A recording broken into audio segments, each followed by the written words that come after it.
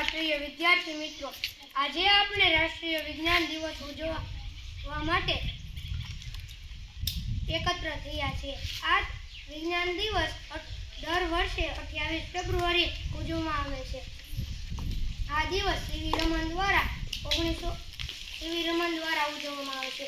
તેમની આ શોધ માટે તેમને 1950માં નોબેલ પુરસ્કાર મળ્યો હતો. વિજ્ઞાન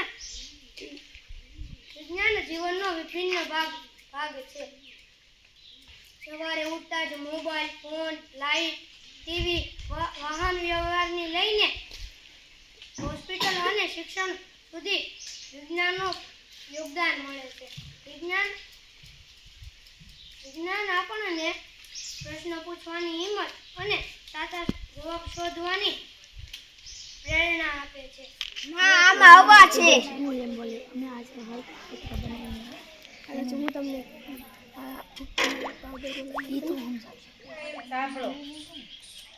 આને હળદર પત્ર કહેવાય છે. આ છે લીંબુનો રસ અને આ છે ભૂકીનું પાણી.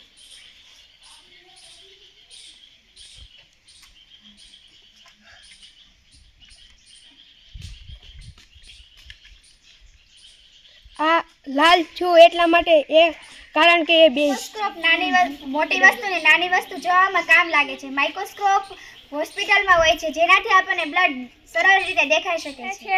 પછી આને આ એડજસ્ટર કહે છે, જેના કારણે આપણે પદાર્થને આગળ પાછળ અથવા ઉપર નીચે કરી શકીએ છીએ. આને આ પ્લેટને આધાર કહે છે.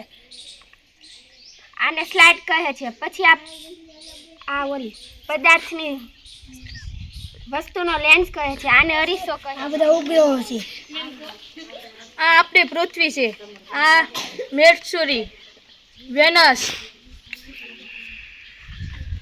આ છે નેપચ્યુન, સૂર્ય, સેટર્ન, જુપિટર. અને આ વાઈટ આમ કરી એટલે આ પછી પાવર જાય ને આ પ્રકાશ થાય. પ્રવાહ છે. આ છે પ્રકાશિત બલ્બ. આપણે લીંબુના રસમાં જોઈશું કે વિદ્યુત સુવાહક છે કે વાહક. લીંબુનો રસ વિદ્યુતનો સુવાહક છે. પછી આપણે પાણીમાં ટેસ્ટ કરીશું.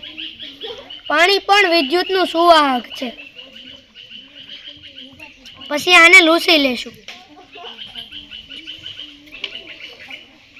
પછી આ છે પાવડર અને પાણી. તે પણ વિદ્યુતનું સુવાહક છે ધાતુ. પછી આપણે ટેસ્ટ કરશું નળીમાં પ્લાસ્ટિકની નળી વિદ્યુતની અવાહક છે. પછી આપણે પિનને લેશું, સેફ્ટી પિન. સેફ્ટી પિન પણ વિદ્યુતની સુવાહક. ભાગ સમજાવીએ છીએ.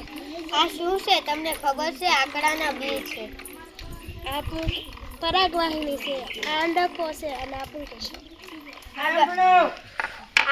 આ અલગ પ્રકારના ચુંબક છે. આ ગજિયો ચુંબક છે, આ ઘોડાની નાળ ચુંબક છે, આ નળાકાર ચુંબક છે અને આ વર્તુળાકાર ચુંબક. આ ગજ્ય ચુંબક છે, તેને હંમેશા 2 ધ્રુવ હોય છે, એક દક્ષિણ અને એક ઉત્તર. આ 2 વિદ્યુત ધ્રુવ છે. આપણે એને પાસે લઈ જઈએ તો દૂર જાય અને આપણે એને પાસે લાવીએ તો આપણે પાસે આવે. જેની પાઇપ દ્વારા આપણે ધ્વનિ સાંભળી શકીએ છીએ. જેમ કે ચંદ્રમાં વાયુ કે વાતાવરણ હોતું નથી, ત્યાં આપણે પાઇપનો ઉપયોગ કરી શકીને ધ્વનિ સાંભળી શકીએ.